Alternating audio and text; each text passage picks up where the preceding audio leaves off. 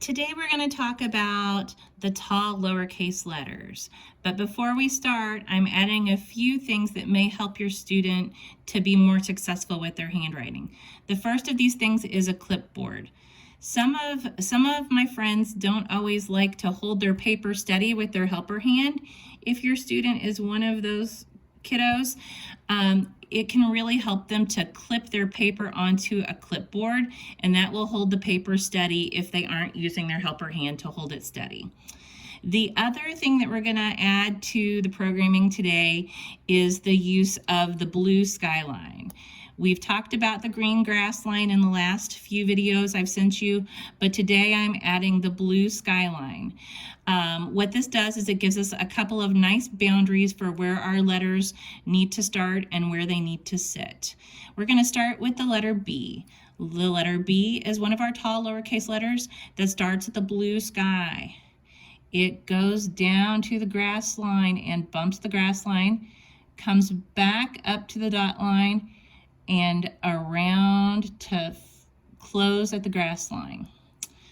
F is next, and F is a letter that's hard for a lot of my friends.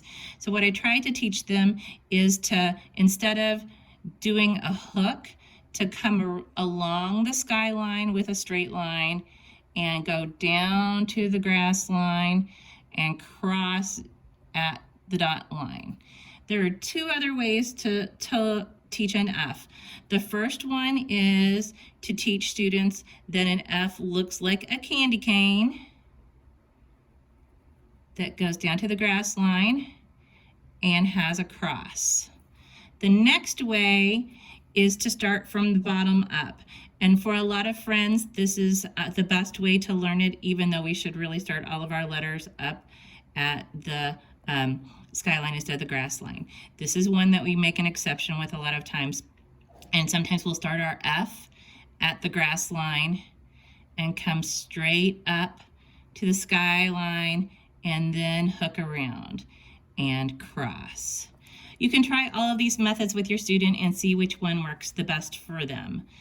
The next tall lowercase letter we're going to practice is the letter K.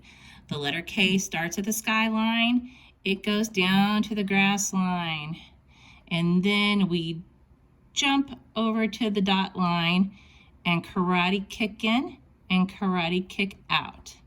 Sometimes what I'll do after my friends make their long line is I will add a dot at the midpoint between the dot line and the grass line, so they know when they karate kick in that they karate kick to the dot and karate kick out.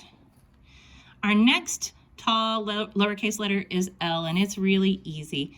It's just a long line that starts at the skyline and goes to the grass line. T is also fairly easy. It is a letter that starts at the skyline and goes to the grass line.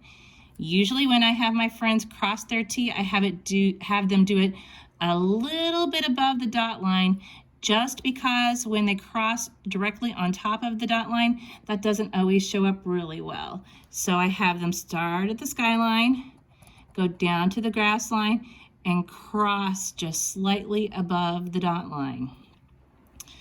We're going to review the letters D and H, which are tall lowercase letters, but those have been covered in other video modules that I've sent out. But we're going to do a little review. They're a little bit different, especially D. D needs to start at the dot line with a magic C, and then he flies up to the skyline and down to the grass line. So even though he is a tall lowercase letter, we need to remember he starts with a magic C, and he flies up to the skyline and then flies back down to the grass line. H is a tall lowercase letter that starts at the skyline. So we have a tall, long line from the skyline to the grass line, and then we come back up to the dot line and then around to the grass line.